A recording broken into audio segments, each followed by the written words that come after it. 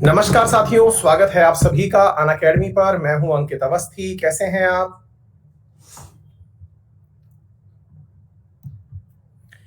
Very good evening. Naman, Priya, Kirti, Prachi, Jay, Kanak, Nagma, Amit, Ankesh, Vinay, Ankita, Hemant. Very good evening बच्चों, कैसे हैं आप सब?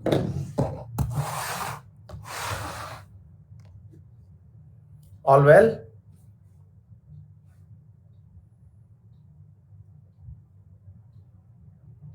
मैं एकदम अच्छा हूं।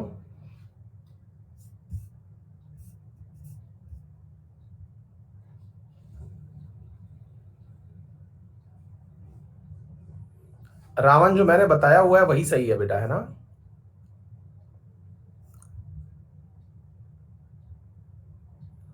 नगमा चिश्ती का आज नाम लिया गया है। Very very good. सारांश का कहना है कि आप मेरा कभी रिप्लाई नहीं करते। भाई ऐसा कभी इंटेंशनली नहीं रहा होगा, है ना? विनय कुमार, क्या बात है। अंकिश के यहाँ बारिश हो रही है। कनक को अपना नाम सुन के अच्छा लगा, क्या बात है। Rising star, very good. Prince सभी मान्यों को शांत कर रहे हैं। अनुराग ठाकुर को आज स्पेशल क्लास में ओशन करंट पढ़ के मजा आ गया, क्या बात है। Very good evening sir. आप इस्कॉन गिव गीता से ज्वाइन है क्या? प्रिया, ज्वाइन तो नहीं हो, लेकिन हाँ मतलब मुझे बुरा भी नहीं लगता है ना? हाँ जय। संदीप कुमार पूछ रहे हैं करंट अफेयर कहाँ से पढ़ें? बेहतरीन सवाल है। शुभम सर, आप इतने अच्छे क्यों हैं? क्या बात है, क्या बात है भाई साहब, दिन बन गया। A4 दिलवाने की बात की थी, वो मैं A4 दिलवा देता हूँ आपको, है ना? RNA में मजा आ गया आप लोगों को। अखिल, थैंक यू सो मच बेटा। सनीश रंग पूछ रहे हैं सर, आपकी खुशी का क्या राज है? अपने पसंद का काम करो, खुश रहोगे। मेरे को बोलना, बातें करना अच्छा लगता है, वही कर रहा हूं, है ना? Very good. हर्ष, बहुत बढ़िया। चलिए तो पढ़ाई करें। सर आप सारा दिन पढ़ाते रहते हैं तो पढ़ते कब हैं? बहुत ही शानदार सवाल। पढ़ लिया बेटा, मैं बहुत पढ़ लिया। उस क्लास के अलावा जो टाइम बचता है ना, वो पढ़ने में ही जाता है ना? क्योंकि इतनी सारी बातें आपको सुनाने के लिए पढ़ना तो पड़ेगा, ये तो श्योर है। अंकिता, मैं एकदम अच्छा हूं बेटा। उज्जवल, किसने चुकाए होंगे 15,000 करोड़? बेटा आप और हमने, जिन्होंने शेयर परचेज कर रखे थे।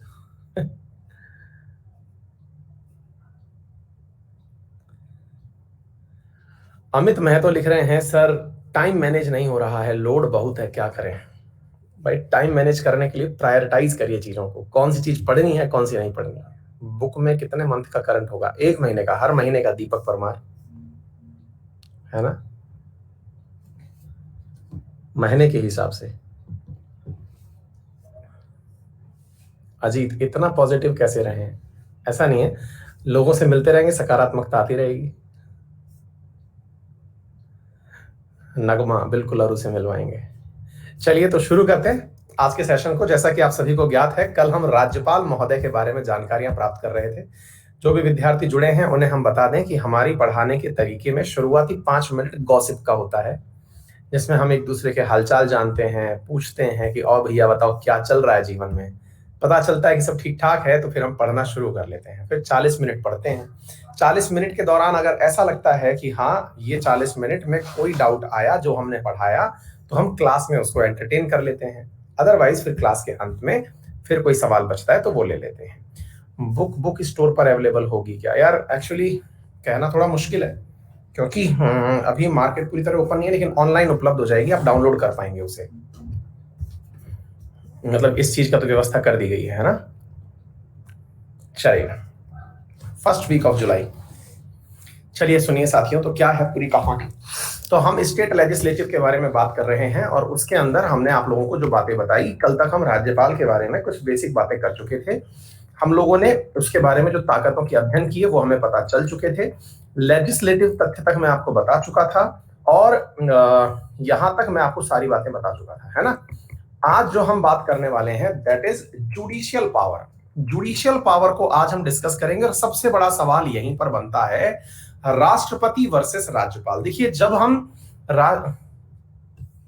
सर प्लीज इंग्लिश से बेयर में शेयर फ्रेंड कहिए। ये ज्योति पता नहीं क्या लिखा है आपने, समझ नहीं आया, है ना। सुंदर पिचाई डाल देंगे भैया।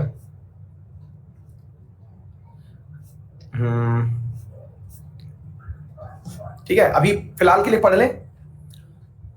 मेरी बुक इंग्लिश में मिलेगी क्या यार? फिलहाल उसको हिंदी में बनवा रहा हूं, डिमांड रहेगी तो अगली बार इंग्लिश में भी आ जाएगी, ठीक है। क्योंकि इंग्लिश में तो कंटेंट ऑलरेडी बहुत है, हिंदी में लोगों के पास नहीं है, इसलिए करेंगे इसके बारे में चर्चा। ये सही जगह नहीं है चर्चा करने की। आपके सवालों के जवाब के लिए एक दिन अलग से सेशन लिया जाएगा, चर्चा करेंगे। फिलहाल के लिए जुडिशियल पावर डिस्कस कर लें और प्लीज बीच में डिस्टर्ब ना करें। बहुत ही अल्टीमेट सेशन है, मजा आने वाला है, बहुत सारी बातें आपको सीखने को मिलने वाली हैं। हमने अब तक लेजिस्लेटिव के बारे में पढ़ लिया, एग्जीक्यूटिव के बारे में पढ़ लिया, अब हम जुडिशियल पावर्स के बारे में बात कर रहे हैं। जुडिशियल पावर का मतलब क्या होता है कि भाई न्यायपालिका से भी ऊपर कोई शक्ति किसी के पास है। न्यायपालिका बोले तो जो हमारे पास सुप्रीम कोर्ट और हाई कोर्ट्स हैं, उनसे ऊपर भी अगर किसी के पास पावर है तो उनके नाम दो हैं, और वो कौन कौन है? या तो राष्ट्रपति या फिर राज्यपाल। इन दो के पास में सुप्रीम कोर्ट और हाई कोर्ट से भी ज्यादा पावर है। अब आप पूछेंगे सर ऐसा कैसे हो सकता है? अब हम उस पावर को आपको समझाते हैं, किस प्रकार से किसके पास कौन सी पावर है।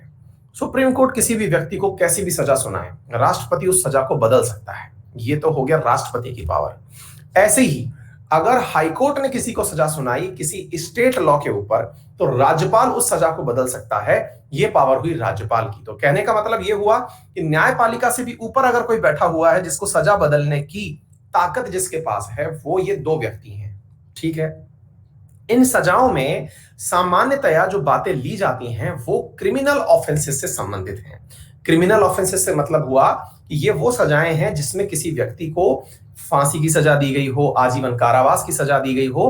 तो ऐसी स्थिति में राज्यपाल क्या कर सकता है, एक एक करके चर्चा करते हैं। आज के टाइटल को पढ़ते समय राष्ट्रपति की जो पावर है उसे भी दिमाग में रखिएगा और फिर राज्यपाल की पावर भी ध्यान रखिएगा। सबसे पहला तर्क लिखा जाता है पार्डन करना। अब ये क्या है? क्या ये किसी व्यक्ति को माफ कर सकता है? बिल्कुल कर सकता है सर। क्या राज्यपाल जो है वो किसी भी व्यक्ति को माफ कर सकता है, पार्डन कर सकता है? बिल्कुल कर सकता है। राष्ट्रपति भी कर सकता है, ये भी कर सकता है। दोनों में अंतर क्या हुआ फिर? राष्ट्रपति किसी की मौत की सजा को भी, अब ये ध्यान रखना, ये सबसे बड़ा अंतर है। राष्ट्रपति किसी की मौत की सजा को यानी सजाए मौत को भी जीरो कर सकता है, यानी कि कम मतलब एकदम बरी कर सकता है। किसी को फांसी चढ़नी थी और राष्ट्रपति ने उसको कहा कि जाइए आपको फ्री किया जाता है, आप खुले घूमिए। ये कौन कर सकता है? राष्ट्रपति। लेकिन राज्यपाल उस मौत की सजा प्राप्त व्यक्ति को जीरो तो नहीं कर सकता, लेकिन मौत की सजा को वो आजीवन कारावास में बदल सकता है, 1 साल की सजा में, 7 साल की सजा में, मतलब कम सजा में कन्वर्ट कर सकता है। देखिए अक्सर विद्यार्थी इस पॉइंट पर कंफ्यूज हो जाते हैं। उन्हें लगता है कि मौत की सजा पर केवल राष्ट्रपति ही निर्णय ले सकता है। आंसर गलत है। आगे बात समझ में, यह आंसर गलत है। यहां पर समझने का प्रयास करिएगा कि यदि राष्ट्रपति मौत की सजा को शून्य कर सकता है ना, यदि राष्ट्रपति मौत की सजा को शून्य कर सकता है तो राज्यपाल मौत की सजा को कम कर सकता है। बोलिए यहां तक बातें समझ में आई आप लोगों के? किसी भी प्रकार से कोई डाउट तो नहीं है ना इस बात में? अच्छा, अब बड़ा सवाल बनता है, सर कोई उदाहरण है इस बात का? बिल्कुल है। आपको मालूम होगा अभी आनंदीबेन पटेल के पास, जो कि यूपी की राज्यपाल हैं, शबनम बानो का केस गया हुआ है। शबनम बानो ने उनसे रिक्वेस्ट की है कि आप राज्यपाल हैं और मुझे मेरी सजा में मोहलत दी जाए, कम से कम रिहा नहीं तो मौत की सजा से बदल दी जाए। पहली महिला जिसे फांसी की सजा होनी थी वो अभी राज्यपाल के पास फाइल गई हुई है। क्या आपको ये बात समझ में आ गई? अच्छा, पॉइंट नंबर 2। तो राष्ट्रपति और राज्यपाल दोनों कहां पर डिफरेंस किए वो मैंने आपको बता दिया। अगर मौत की सजा नहीं है, अब मान लीजिए किसी को आजीवन कारावास की सजा है, मान लीजिए किसी को 20 साल की सजा है, तो 20 साल की सजा जिस व्यक्ति को है उस व्यक्ति को पार्डन करने में राज्यपाल फ्री कर सकता है। मतलब ये नहीं है कि किसी को 20 साल की सजा है उसको वो फ्री नहीं कर सकता, कर सकता है। केवल मौत की सजा वाले व्यक्ति को फ्री नहीं कर सकता, उसकी सजा को कम कर सकता है और बाकी तमाम प्रकार की सजाओं को वो जीरो भी कर सकता है। क्या आपको बात समझ में आ गई? जितेंद्र पूछ रहे हैं कि सर क्या सुप्रीम कोर्ट इसका जुडिशियल रिव्यू कर सकता है क्या? बहुत ही प्यारा सवाल पूछा है जितेंद्र। टेक्निकली इसका जुडिशियल रिव्यू नहीं होना चाहिए, लेकिन सुप्रीम कोर्ट ने अपने मैंडेट में यह बात कही है कि जिन ग्राउंड्स को ध्यान में रखते हुए प्रेसिडेंट या राज्यपाल किसी को राहत देगा, उन ग्राउंड्स का वो अध्ययन कर सकता है। फैसला नहीं बदलेगा, लेकिन उन ग्राउंड्स का अध्ययन करने के लिए उन ग्राउंड्स के ऊपर तर्क वितर्क किया जा सकता है, किस आधार पर किसी को रिहा किया जा रहा है। बिल्कुल वैसे ही जैसे राष्ट्रपति शासन जो है उसमें गवर्नर ने किस प्रकार से राष्ट्रपति को रिकमेंड किया उसका वो अध्ययन कर सकता है, बिल्कुल वैसे ही। बिल्कुल बिल्कुल मधुर, बिल्कुल सही पहचान गए। ठीक है, चलिए इसके बाद में होता है commutation, to change the form of punishment as like as राष्ट्रपति, है ना। Change the form of punishment का मतलब किसी को आजीवन कारावास मिला हुआ था, है ना, किसी को सश्रम कारावास मिला हुआ था कि हाँ भाई रिगरस इंप्रिजनमेंट है कि तुम जेल की चक्की पीसोगे, जेल का आटा खाओगे, जेल में रस्सी बनाओगे, उसकी जगह भैया अब तुम जेल में अखबार पढ़ के अपना जीवन काट सकते हो। That is commutation. रेमिशन, reduce the term of imprisonment, reduce the term of imprisonment, इसका मतलब क्या हुआ कि किसी व्यक्ति को 20 साल की सजा मिली थी, उसे उसी प्रकार के कारावास प्रकार में 10 साल की सजा दे दी गई। Rigorous imprisonment of 10 year can be converted into 5 year of rigorous imprisonment. ये किसमें हुआ? रेमिशन में, यानी टाइप सेम रखा गया, सजा की संख्या कम कर दी गई।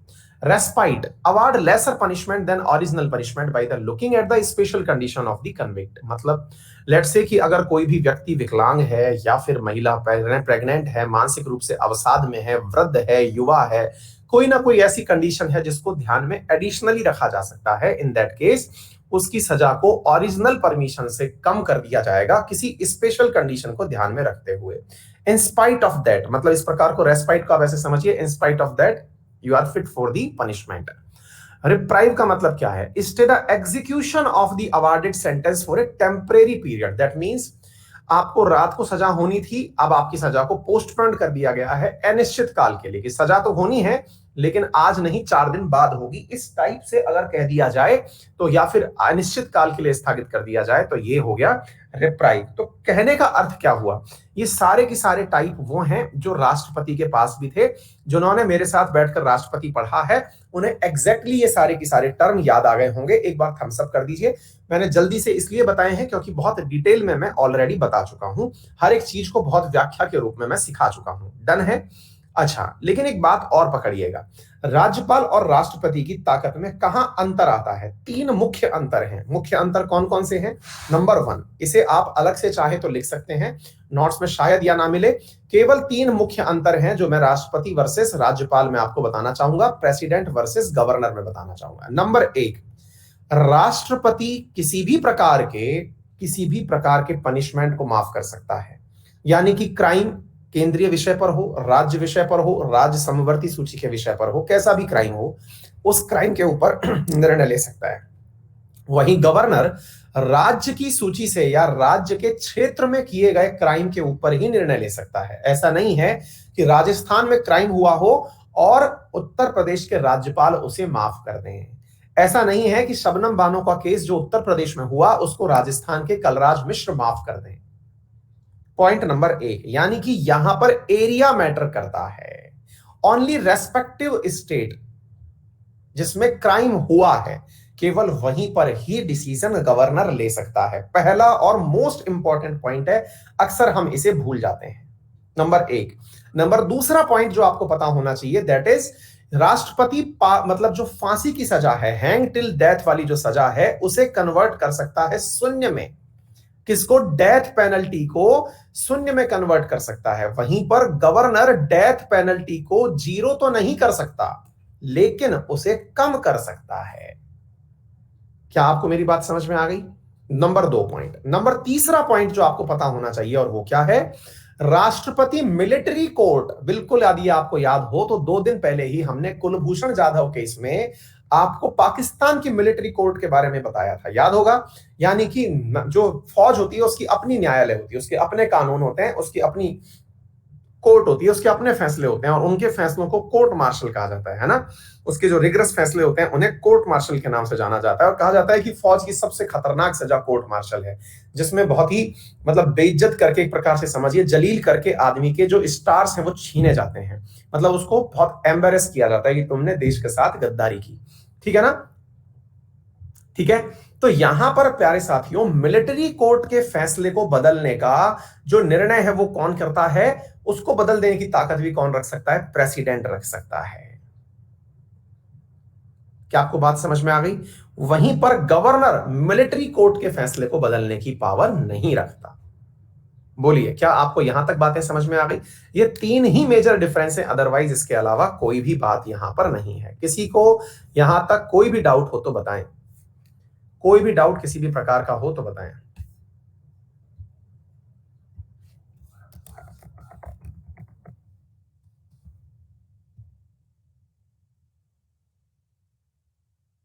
All clear. ये विद्यार्थी लिख रहे हैं सर हम फ्रस्ट्रेटेड फील कर रहे हैं। रत्नेश, यार अब ये फ्रस्ट्रेशन आजकल बहुत ज्यादा लोगों से सुनने में आ रहा है, अब इसका कोई इलाज नहीं है।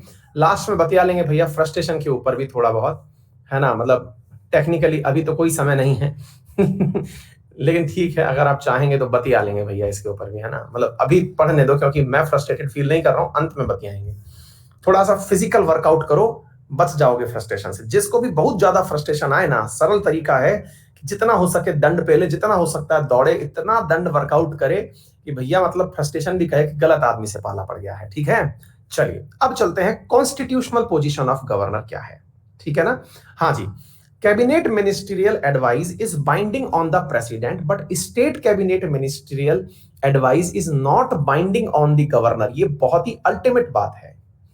आर्टिकल 74 कहता है कि कैबिनेट जो है वो there is a council of minister to aid and advise to the president, है ना। और आर्टिकल 352 में जब नेशनल इमरजेंसी की बात की गई है तब तो ये भी कहा गया है कि president can not revert the decision of cabinet. लेकिन बाद में 44 कौन सा था वो, क्या बोल रहा हूं मैं, 44th कॉन्स्टिट्यूशनल अमेंडमेंट के अंदर इस बात को बदला गया और यह कहा गया कि राष्ट्रपति एक बार अपनी सलाह को लेने के लिए कैबिनेट तक पहुंचा सकता है। तो राष्ट्रपति के मामले में कैबिनेट बहुत स्ट्रांगली काम करती है। लेकिन गवर्नर के केस में गवर्नर को भी सलाह देने के लिए to aid and advice council of minister होती है। लेकिन गवर्नर को दी गई सलाह गवर्नर मान ले, इसके लिए गवर्नर बाध्य नहीं है। वो उस सलाह को लौटा भी सकता है, उसे नहीं मान भी सकता है और प्रेसिडेंट के लिए उस बात को रिजर्व भी कर सकता है। क्लियर है। अच्छा, तो यहां पर मिलिट्री कोर्ट के फैसले पर जुडिशियल रिव्यू, प्रिंस अभी तक ऐसे मामले नहीं आए हैं, है ना।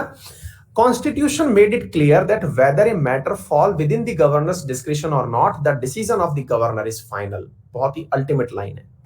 अगर मान लीजिए कि कोई मामला गवर्नर के विवेक अधिकार पर आता है कि नहीं, जैसे अभी रिसेंटली एक बहुत जबरदस्त केस हुआ था राजस्थान के अंदर, अगर आपको मालूम हो, सचिन पायलट वर्सेस गहलोत वाला केस हुआ था, जिसमें यह हुआ था कि सचिन गहलोत सरकार ने गवर्नर को यह कहा कि आप मतलब सत्र को आहूत करिए, दैट मींस समन करिए सेशन को, क्योंकि समन करने का अधिकार किसके पास है, गवर्नर के पास है, विधानसभा का। जैसे कि लोकसभा का सत्र को आहूत करना यानी समन करने का अधिकार प्रेसिडेंट के पास है, ऐसे ही राज्य के अंदर किसके पास है, गवर्नर के पास है। लेकिन गवर्नर ने क्या कहा कि हाँ, I have the authority to summon the house, but whenever it feels comfortable, whenever I feels कि भाई whenever I feel that it is deemed to fit, तो मैं तब जाकर के बुला सकता हूं। तो भाई यहां पर जो गवर्नर सोचता है कि हाँ लगता है कि अब बुलाया जा सकता है सत्र, तभी बुलाया जाएगा, that is his discretionary power. What is the meaning of discretion, विवेकाधिकार। मैं अपने दिमाग का उपयोग करूंगा कि whether it is feel for it और नॉट। अब ऐसी स्थिति में राज्यपाल के पास खुद का दिमाग नहीं होता है, उसको फोन आता है दिल्ली से कि सुनो थोड़ा रुको, इतना दिमाग मत चलाओ, अभी बोल रहे हैं ना, थोड़ा रुको, थोड़े दिन बाद जो है सत्र को बुलाना, तब तक मामला सेटल हो लेगा। पायलट से जो भी बात चल रही है वो होलेगी, होलेगी तब बताया जाएगा। आ गई बात समझ में? तो इसका मतलब ये हुआ कि गवर्नर करता किसकी है?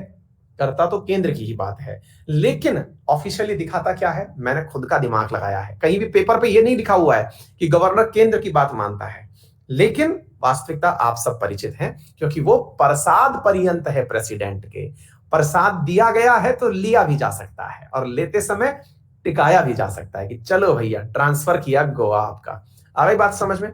Constitution made it clear that whether a matter fall, ये हो गया constitutional discretion of the governor. ये बहुत बार सवाल पूछा जाता है कि राष्ट्रपति के पास में कौन कौन सी गवर्नर के पास में कौन कौन सी डिस्क्रिशनरी पावर है। डिस्क्रिशनरी का मतलब हुआ कब कब राष्ट्रपति राज्यपाल अपना दिमाग लगा सकता है, डिस्क्रिशन का उपयोग कब कब कर सकता है, ठीक है ना? डेथ पेनल्टी कम कैसे कर सकता है गवर्नर? टाइम पीरियड बढ़ाता है क्या? चेंज कर सकता है? बेटा टाइम पीरियड बढ़ाना और चेंज करना, डेथ पेनल्टी को सबसे रिगरस प्रिजनमेंट माना गया है ना, तो कम ही करेगा, है ना, 20 साल से कम की सजा में, गुरदीप, ठीक है? हाँ जी। Reservation of bill for consideration of the president. Let's say आपने गवर्नर से कहा, आप काउंसिल ऑफ मिनिस्टर है, लेट्स से आप गहलोत जी हैं, आपके साथ पूरा कैबिनेट जुड़ा हुआ है, और आप कह रहे हैं कि गहलोत साहब गवर्नर से कहिए इस बिल को पारित कर दे। गवर्नर ने कहा, गवर्नर के टेबल पर बिल पहुंचा, उसने कहा हाँ बताओ, बोले सर ये करना है। तो गवर्नर ने कहा सुनो बेटा ऐसी बात है, हम पास करेंगे या नहीं ये हमारे दिमाग के ऊपर है, हमें लगा कि कर देना चाहिए तो कर देंगे, अदरवाइज तो हमारे पास बहुत से ऑप्शन है, हम कह देंगे कि अभी हमने राष्ट्रपति के लिए भेजा हुआ है, समझे? तो दैट मीन्स कि रिजर्वेशन ऑफ ए बिल, भाई मुझे लगता है जैसे मुख्यमंत्री ने कहा कि भाई अब से हम राजस्थान बॉर्डर के ऊपर, या फिर ये समझिए कि राजस्थान में अब कॉटन की कीमतें बढ़ने वाली हैं, या कॉटन की कीमतें इतनी कर दी जाएंगी, इसके एक बिल आ गया मान लीजिए। अब बिल आ गया, आप पूछेंगे सर जो कृषि है वो तो राज्य का विषय है, और राजस्थान राज्य इसके बारे में निर्णय ले लिया, तो ये तो बिल ठीक है, इसमें क्या दिक्कत है? क्या राज्यपाल इस बिल को भी रोक सकता है क्या? बिल्कुल रोक सकता है। क्या कह के रोक सकता है? बोले सर इसमें तो राज्य का विषय है और राज्यपाल को पास कर देना चाहिए इस बिल को, लेकिन राज्यपाल रोक सकता है। क्या कह के?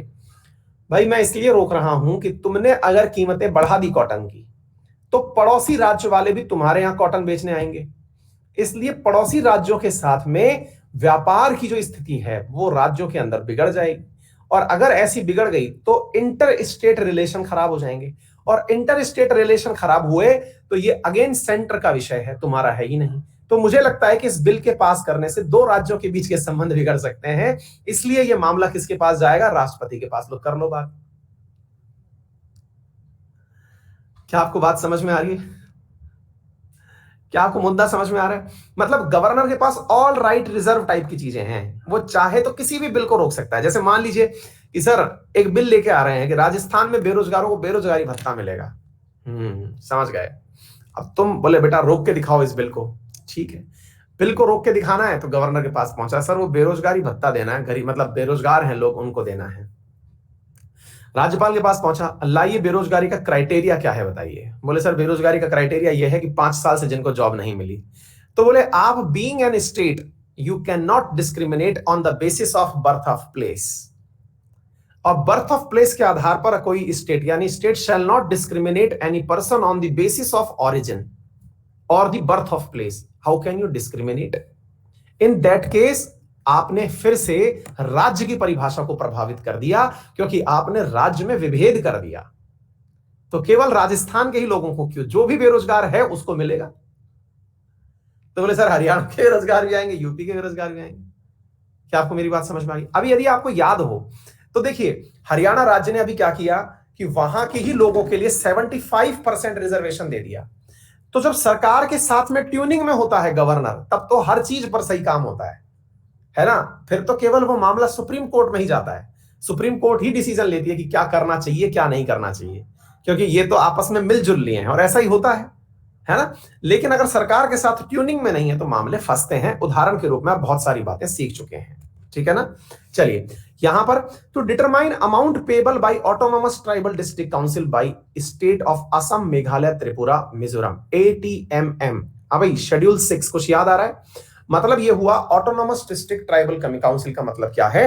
अगर आपको याद हो तो हमने शेड्यूल 5 और 6 के बारे में चर्चा की हुई है, विशेष रूप से ट्राइबल एरियाज के अंदर प्रशासन को लेकर के चर्चा की गई है। वहां पर इन क्षेत्रों के अंदर जो भी ट्राइबल्स हैं उनकी अपनी ऑटोनोमस काउंसिल होती है, अर्थात वो विधानसभा में बिलीव नहीं रखते, उनकी अपनी विधानसभा होती है। उन क्षेत्रों को कितना फंड दिया जाना है वो राज्यपाल का डिस्क्रिप्शन है, according to the law, according to the constitution. Governor जो है he is directed from the president, तो प्रेसिडेंट के थ्रू ही सीधा फंड वहां तक डिलीवर होता है। Seeking information from the chief minister about the administration and legislative matter, let's say अगर गवर्नर चाहता है मुख्यमंत्री से पूछना कि बताइए राज्य में क्या चल रहा है, तो राज्य के मुख्यमंत्री को बताना होगा। ठीक है, तो ये सारी की सारी बातें हैं जो आप लोगों को समझ में आनी चाहिए। देखिए रत्नेश की फ्रस्ट्रेशन खत्म भी हो गई, क्या बात है, थोड़ी देर पहले इनको फ्रस्ट्रेशन थी और अभी खत्म भी हो गई, मजा ही आ गया है। ठीक है, कुछ विशेष राज्यों को यहां पर कुछ विशेष प्रकार के दर्जे दिए गए हैं, दर्जे दिए गए हैं वहां के राज्यपालों के पास, तो ये विशेष व्यवस्था है, आप इसे देख सकते हैं। क्लियर? चलिए अब चलते हैं साथियों स्टेट असेंबली की तरफ। जैसे मैंने आपको बताया, हम लोग जब मतलब बात करते हैं केंद्र वर्सेस राज्य के बारे में, है ना एक विद्यार्थी ने बहुत सही सवाल पूछा है रत्नेश से, अजय सिंह शेखावत पूछ रहे हैं किसको मारा, क्योंकि फ्रस्ट्रेशन कई बार किसी को पीटने से भी निकल जाती है ना। हाँ, अच्छा सवाल है, मजा आया सुन करके। एक विद्यार्थी पूछ रहे हैं विनय कुमार की चिरंजीवी योजना के लिए भी गहलोत सरकार ने राज्यपाल से अनुमति ली थी क्या? देखो बेटा क्या होता है ना, योजनाएं लागू करना राज्य के मुख्यमंत्री का काम है, एग्जीक्यूटिव पावर है, ये लॉ नहीं है ना, ये एग्जीक्यूटिव पावर से भी निकाला जा सकता है। ठीक है, उमर भर सज्जन, हाँ दरवाजा पीट ली, सही है। आप इतने हंस हैं कि खत्म हो, अच्छा रत्नेश कह रहे हैं कि आप इतना हंसाते हैं कि खत्म हो जाती है, ये भी बहुत सही है। चलिए तो ये अच्छा है, पढ़ाई के माध्यम से फ्रस्ट्रेशन खत्म हो जाए, इससे अच्छी चीज और क्या हो सकती है, जीवन में बहुत उपलब्धि वाली चीज है। स्टेट असेंबली की हम बात करते हैं, तो बेटा अब क्या है, हमने आपसे कहा कि असेंबली की आवश्यकता क्यों है, बोले सर राज्य के विषय हैं, राज्य के विषय के ऊपर कानून बनाना है। जल्दी से बताइए, केंद्र सूची के अंदर 100 विषय थे, राज्य सूची के अंदर कितने विषय हैं बेटा, जल्दी से कमेंट बॉक्स में बताइए। कल ही पढ़ाया है, 66 विषय हैं, कल हमने बताया था, है ना।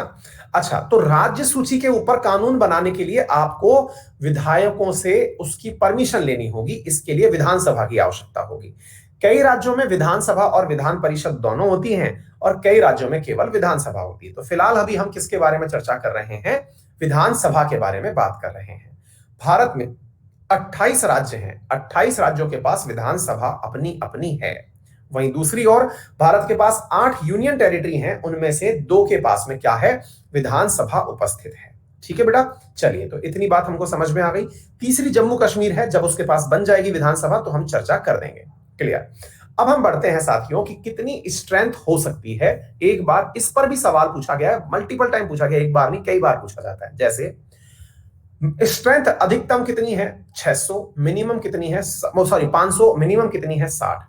एक्सेप्शंस हैं अरुणाचल प्रदेश, सिक्किम, गोवा जहां मिनिमम स्ट्रेंथ 30 है, मिजोरम में 40 है और नागालैंड में 46 है। तो ये संख्या याद कर लेना, रेलवे टाइप के एग्जाम हुए, एसएससी के वन लाइनर टाइप के सवाल हुए, वहां पर ये पूछ लिया जाता है। जहां एक्सप्लेनेशन काम नहीं आता, फैक्ट काम आता है, वहां ये याद कर लेना। वहां मैं भी काम नहीं आता, फैक्ट है तो फैक्ट याद रखना है। ठीक है, अच्छा क्वालिफिकेशन क्या है, he must be the citizen of India, must have attain the age of 25 साल का हो जाना चाहिए, he must be resident of the state. चलिए मैंने एक सवाल पढ़ाया था कल, अगर आपको याद हो, मैंने सवाल पढ़ाया था, लेट्स से कि अगर कोई भी विधायक डिस्क्वालीफाई किया गया on the ground of these qualifications, let's say he was not citizen of India, he was just an occupant, उसने लेकिन फर्जी जालसाजी करके भारत की नागरिकता प्राप्त कर ली थी, तो बताइए ऐसी स्थिति के अंदर उसको उसके पद से मतलब आउट कौन कर सकता है? बहुत बढ़िया, है ना अखिल, आकाश, हर्षित, बहुत बढ़िया। गवर्नर का क्षेत्र अधिकार है ये, on the recommendation of state election commission, article 243 के, है ना। तो on the recommendation of state election commissioner, वो क्वालिफिकेशन के मामले में अगर किसी ने डिच किया है तो उसे आउट कर सकता है। Whereas in case of anti-defection law, if one MLA sitting in the party just changes his party, तो उस स्थिति में कौन उसे डिस्क्वालीफाई करता है? तो उसे करता है स्पीकर ऑफ द हाउस। ठीक है ना, तो ये तथ्य हम लोगों ने कल भी पढ़ा है। ठीक है बेटा, तो on the ground of anti defection, तो एंटी डिफेक्शन के अंदर स्पीकर और एनी पर्पसफुल क्वालिफिकेशन लॉस, तो आप उसके अंदर गवर्नर का नाम लेते हैं। ठीक है बेटा, ही must be resident of the state. इसका मतलब क्या हुआ, वो जिस राज्य का है वहीं का होना चाहिए, वहीं पर चुनाव लड़ने के लिए आना चाहिए, राज्य का निवासी होना चाहिए। स्पीकर ऑफ द असेंबली, विधानसभा के अध्यक्ष, power and function are the same of speaker of the Lok Sabha. ये बिल्कुल वैसे ही काम करता है जैसे कि राज्यसभा, जैसे ओम बिड़ला जी वहां बैठ के काम कर रहे हैं, ऐसे आपके राज्य के अंदर विधानसभा का जो मुखिया है, विधानसभा अध्यक्ष है, वो स्पीकर के बराबर काम कर रहा है। आप सवाल पूछेंगे सर वहां तो ओम बिड़ला जी कौन सा बिल कैसा है ये पता लगाते हैं, वो बताते हैं कि बिल मनी बिल है या नहीं, तो यहां पर ये भी बताते हैं कि कौन सा बिल मनी बिल है कि नहीं। तो बोले सब कुछ बराबर है, बिल्कुल।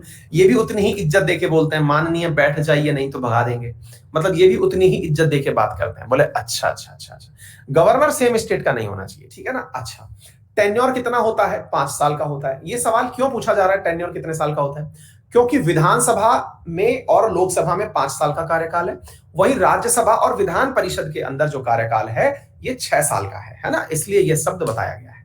Rest of all functions of the legislative assembly are same as we have discussed in chapter of parliament. जैसा कि पार्लियामेंट के अंदर सारी की सारी गतिविधियां आपने सीखी हैं, वैसे की वैसे गतिविधियां सारी की सारी यहां पर भी होती हैं।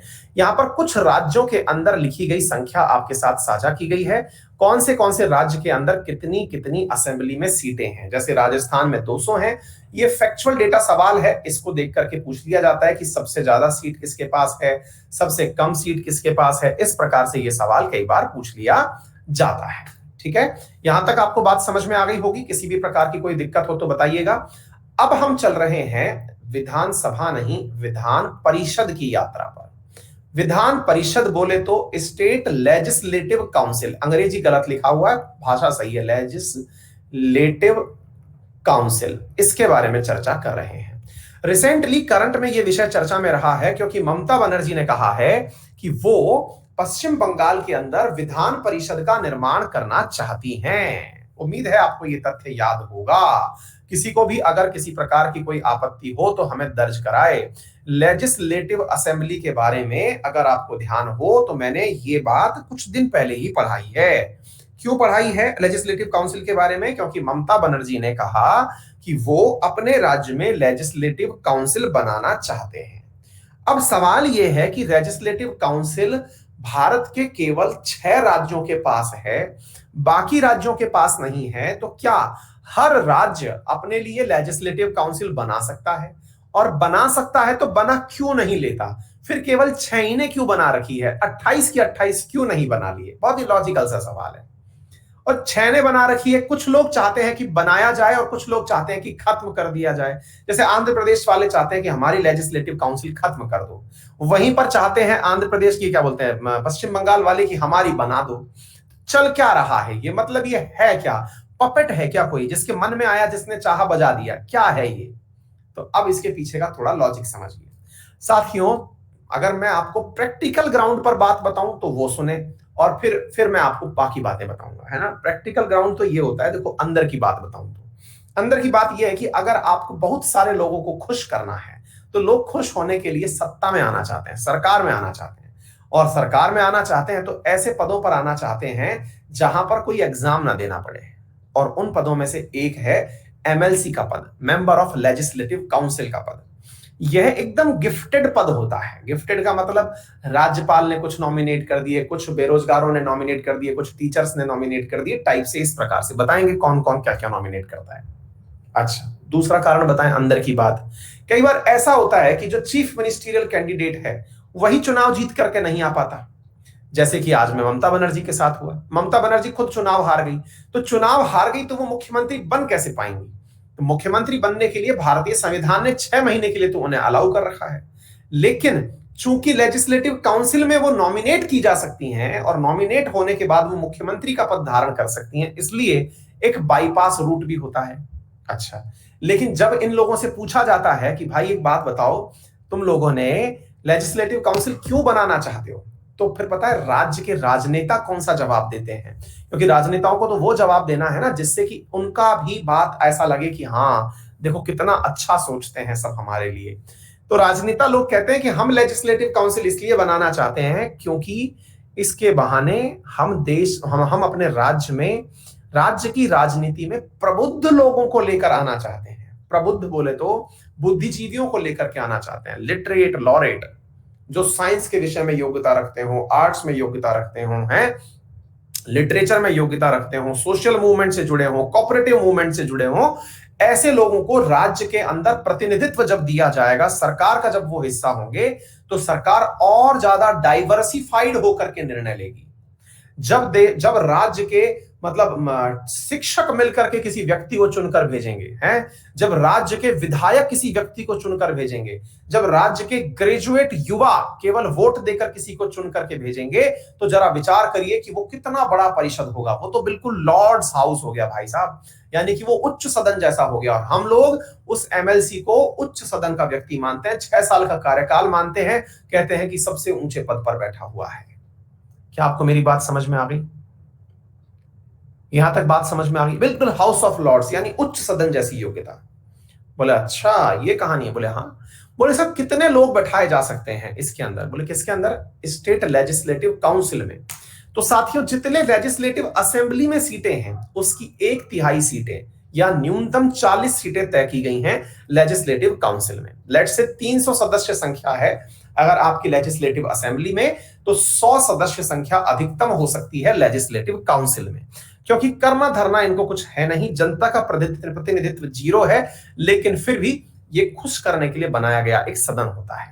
सर कौन सा आर्टिकल है जो इसको बनाने की बात करता है? आर्टिकल 169। क्या कहता है सर ये आर्टिकल?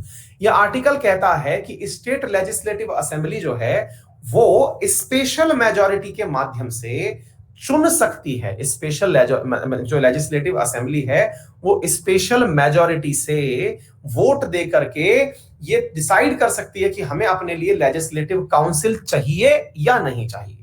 बोले अच्छा तो असेंबली लेजिस्लेटिव काउंसिल का निर्णय ले सकती है? बिल्कुल। फिर तो हर राज्य बना लेगा, लेकिन ऐसा होता नहीं है। क्यों? क्योंकि यहां से पास होने के बाद में ये पूरा की पूरा पास होने के बाद प्रस्ताव संसद के पास भेजना होता है, और संसद सिंपल मेजॉरिटी से अगर अप्रूव कर देती है इस बात को कि हाँ जाओ हमने तुम्हारी तमन्ना पूरी कर दी, तभी जाकर के लेजिस्लेटिव काउंसिल बनती है या फिर अबॉलिश होती है। दोनों एक ही आर्टिकल में लिखी हुई है। क्या आपको मेरी बात समझ में आ रही है? बोलिए। 50% +1 वाली बात लगती है यहां, ठीक है ना? इन दो ही लोगों से ये बात निकल करके आती है। बोले ठीक है सर। तो बोले सर ऐसी स्थिति के अंदर स्पेशल मेजॉरिटी चाहिए। स्पेशल मेजॉरिटी का मतलब किसकी स्पेशल मेजॉरिटी चाहिए? विधानसभा की। देखिए जिस राज्य के अंदर बनाया जाना है, लेट से अभी मैं बात कर रहा हूं पश्चिम बंगाल की, तो अगर मैं वेस्ट बंगाल की बात कर रहा हूं तो वेस्ट बंगाल की विधानसभा अपने सदस्यों की स्पेशल मेजॉरिटी से यह प्रस्ताव पारित करेगी। स्पेशल मेजॉरिटी का मतलब क्या हुआ? वहां पर उपस्थित सदस्यों की 50% से अधिक संख्या से इस बात का चयन किया जाएगा, और प्रेजेंट और वोटिंग की 2/3 संख्या से, तो जो भी ज्यादा होगी उससे इस बात का डिसीजन ले लिया जाएगा। जब ये डिसीजन स्पेशल मेजॉरिटी वाला ले लिया गया, तब इस स्पेशल मेजॉरिटी वाले डिसीजन को संसद के पास भेजा जाएगा। संसद के पास 2 सदन है, लोकसभा और राज्यसभा। वो यहां पर सिंपल मेजॉरिटी, सिंपल का मतलब प्रेजेंट एंड वोटिंग की मेजॉरिटी, लेट से 55 मेंबर अगर लोकसभा में उपस्थित थे, कोरम पूरा हो रहा था, तो भैया 28 लोग भी अगर पक्ष में वोट दे दिए तो भी लेजिस्लेटिव काउंसिल के निर्माण के ऊपर प्रस्ताव पर मोहर लग जाएगी। क्या आपको यह बात समझ में आ गई? तो कहने का अर्थ यह है कि काउंसिल बनाना मुश्किल काम तब है जब राज्य की परमिशन। लेकिन आप पूछेंगे सर फिर तो बहुत जल्दी बहुत सारे राज्यों को बना लेनी चाहिए, वेस्ट बंगाल की तो बन जानी चाहिए। लेकिन बेटा केंद्र के अंदर वो सरकार जो बैठी है वो ये तो चाहे कि लेजिस्लेटिव काउंसिल बनाने की परमिशन दें अथवा नहीं। वो केंद्र की सरकार चाहती ही नहीं है कि बनाने की परमिशन दी जाए, तो कैसे होगा? आ गई बात समझ में? तो यहां पर सबसे बड़ा मसला ये फंसता है। अच्छा अब सवाल बनता है कि सर यहां पर सदस्यों को कैसे कैसे चुना जाता है? ये पेपर में सवाल पूछा भी जाता है। साथियों मान लीजिए कि किसी सदन के अंदर 60 सदस्य चुने जाने हैं, है ना? 60 सदस्य लेजिस्लेटिव काउंसिल में है। भारत में कुल मिलाकर के 6 राज्य, बिहार है, यूपी है, उत्तर प्रदेश है यूपी और उत्तर प्रदेश दोनों बोल दिया। बिहार है, उत्तर प्रदेश है, महाराष्ट्र है, कर्नाटक है, आंध्र प्रदेश है और तेलंगाना है। कुल 6 राज्य हैं जिनके पास लेजिस्लेटिव काउंसिल है। अब हो क्या रहा है, इनमें मान लीजिए 60 सदस्यों का चयन होना है, अब अगर 60 सदस्यों का चयन होना है, इनमें से एक तिहाई का मतलब 20 सदस्य 60 में से elected by member of local bodies of the state, let's say वहां की म्युनिसिपैलिटी, डिस्ट्रिक्ट बोर्ड्स, इनके द्वारा चुने जाते हैं 20 सदस्य। क्लियर? वहां के जितने भी हैं विधान, वो जो पंचायतें हैं या लोकल बॉडीज हैं, उनके द्वारा 20 सदस्य चुने जाते हैं। 1/12 यानी कि 5 मेंबर ये चुने जाते हैं किसमें से? 3 साल की जो कम से कम ग्रेजुएशन वाली डिग्री ले चुके हों, बीएससी बीए बीकॉम वाले, उनमें से, और उसी राज्य में रह रहे हो, उनके द्वारा वोटिंग के माध्यम से ये सदस्य चुने जाते हैं। क्लियर? तीसरा, 1/12 यानी 60 में से 5 सदस्य ये किस प्रकार से चुने जा रहे हैं? Elected from the teachers of minimum 3 year experience above the secondary level, 10वीं से ऊपर के जो टीचर हैं, लेक्चरर टाइप के जो टीचर हैं, उनसे, उनके द्वारा वोट दिलवा करके 5 सदस्य उसमें से चुने जाएंगे। अभी बता रहे हैं, एलसी होने का फायदा भी बता रहे हैं, रुकिए। 1/3 यानी फिर बचे 20 सदस्य, तो देखिए पहले 20 ये हो गए, 5 ये हो गए, फिर 20 हो गए। ये मेंबर ऑफ असेंबली के द्वारा, यानी कि लोग जो विधानसभा के सदस्य हैं उनके द्वारा चुने जाते हैं, है ना। विधानसभा जो है उसके मेंबर्स के द्वारा वोटिंग देकर इनको चुना जाता है। 1/6 सदस्य, 1/6 का मतलब इनमें से 10 सदस्य, तो गिन लीजिए कितने कितने सदस्य हो गए? 20 + 10 + 10 + 20, ठीक है, क्लियर कर लीजिए। तो यहां पर 1/6 का मतलब 10 सदस्य जो हैं are nominated by governor form the people having experience in the field of art, science, literature etcetera हटा दीजिए, मैं बता देता हूं, social work and cooperative movement, ठीक है ना। इन 5 क्षेत्रों में से 10 सदस्य नॉमिनेट किए जाते हैं। ये इस प्रकार से निर्माण होता है इन 60 सदस्यों का। और जब चेयरमैन की बात आती है तो चेयरमैन इन 60 मेंबर्स में से ही चुना जाता है। ये आपके सामने 6 राज्य हैं, ये इनकी संख्या है। उत्तर प्रदेश में 100, तेलंगाना में 40, महाराष्ट्र में 78, कर्नाटक में 75, बिहार में 75 और आंध्र प्रदेश में 58। बोलिए, यहां तक किसी को कोई भी प्रकार की दिक्कत हो तो मुझे बताएं। आपको कंपोजिशन समझ में आ गया, क्या काम हुआ? ठीक है। अच्छा, अब बड़ा सवाल बनता है कि सर एक बात बताइए, ये बना तो लिया लेकिन इसका फायदा क्या है? तो भाई साहब, फायदा इसका कुछ भी नहीं है। बिल को लेकर के इनका कोई भी यूज नहीं है, तो फिर सर इनको बनाया क्यों गया? बस ये मान लीजिएगा कि ये लोग वो हैं जो अपने द्वारा वोटिंग के माध्यम से अपनी राय व्यक्त कर सकते हैं, राज्य को एक दिशा निर्देश दे सकते हैं। ये घर के अंदर उपस्थित वो चाचा फूफा ताऊ टाइप के लोग हैं जो अपनी राय को जनता की राय कह करके सरकार तक पहुंचा सकते हैं कि भाई देखिए, बुद्धिजीवी लोग इस प्रकार का विचार रखते हैं। अगर आप बिल लेकर के आते हैं, आप एंटी रोमियो स्क्वाड बना करके लेके आ रहे हैं मान लीजिए, है ना, तो ऐसी स्थिति में सर देखिए रोमियो बदनाम हो जाएगा। तो इस टाइप से जो है ये सलाह दे सकते हैं कि भाई मान लीजिए कि आप ऐसा काम मत करिए। बुद्धिजीवी लोग है ना, प्रबुद्ध जन, सलाहकार मंडल है ये। तो सलाहकार मंडल सलाह देने का कार्य करता है, इसके अलावा कोई कार्य इसका नहीं है। तो फिर बनाने की आवश्यकता क्या है? बोले कोई आवश्यकता नहीं है। इनके पास पता है, मजेदार बात यह है, जैसे राज्यसभा के पास तो वोटिंग देने का अधिकार भी है, इनके पास वोटिंग देने का अधिकार ऐसा है कि देना है तो दो, नहीं तो बिल को हम खुद से पास कर देंगे। इनकी हालत ये है। तो फिर सर अबॉलिश ही कर देना चाहिए, तो हाँ कर ही देते हैं कई लोग। इनकी जबरदस्ती तनख्वाह वनखा देकर के जब पैसा बजट बढ़ने लगता है तो इनकी एबोलिशन भी कर दिया जाता है। लेकिन कई जगह राज्यों में इनको एक प्रकार से सलाहकार मंडल के रूप में बिठा करके रखा जाता है, ठीक है ना। हिना कुरैशी पूछ रही है सलाह सरकार की इनकी तनख्वाह कितनी होती है? बेटा जितनी राज्य चाहे, जितना ये चाहे विधानसभा वाले कि भाई कितनी तनख्वाह देनी है इनको दे दीजिए, ठीक है ना। तो उम्मीद है आप लोगों को ये बात समझ में आ गई होगी जो मैंने आपको अभी बताई, ठीक है। और कोई डाउट हो तो बताएं।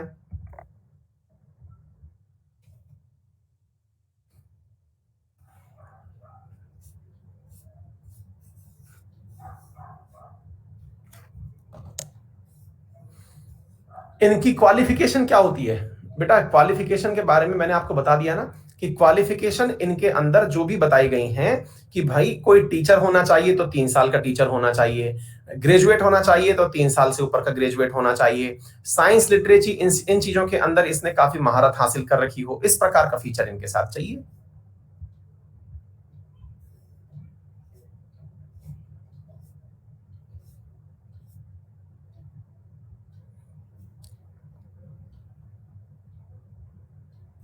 क्लियर?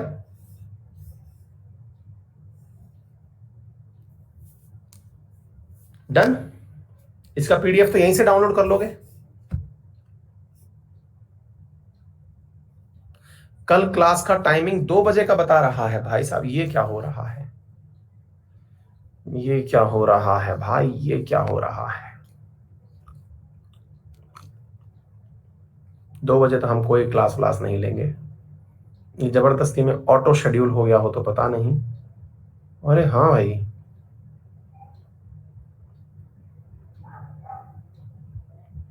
गजब ही करते हैं ये लोग।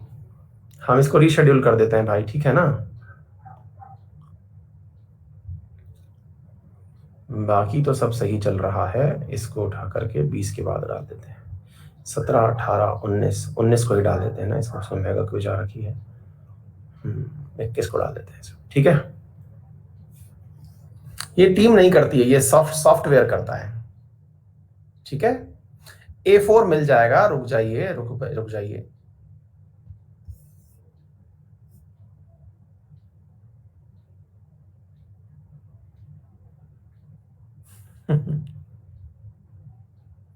उज्जवल, हाँ करते हैं बेटा, कुछ प्लान करते हैं।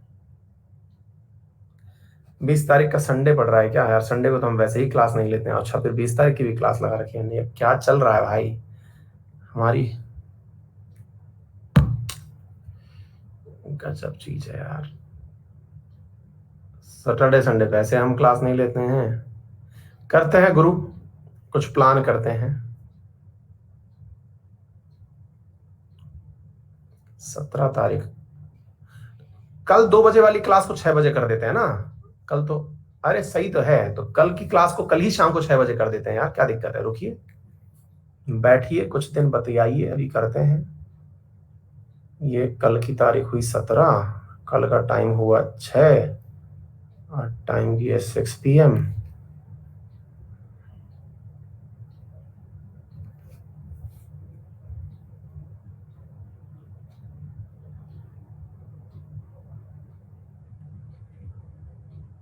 रुकिए, है ना, कल 17 ही है ना कल। हाँ हाँ बिल्कुल बिल्कुल बिल्कुल 6 बजे ही होगा।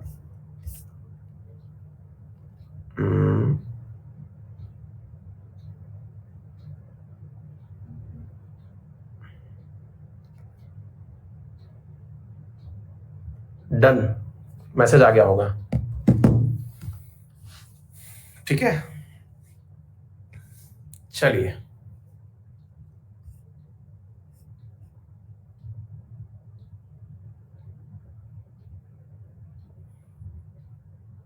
मैंने सैटरडे संडे अखिल नहीं बोला होगा यार, मैंने एक्सेप्ट सैटरडे संडे कहा था, उन्होंने कुछ सुन लिया होगा, ठीक है। चलिए, all the very best, thank you so much, see you in the next class, bye bye.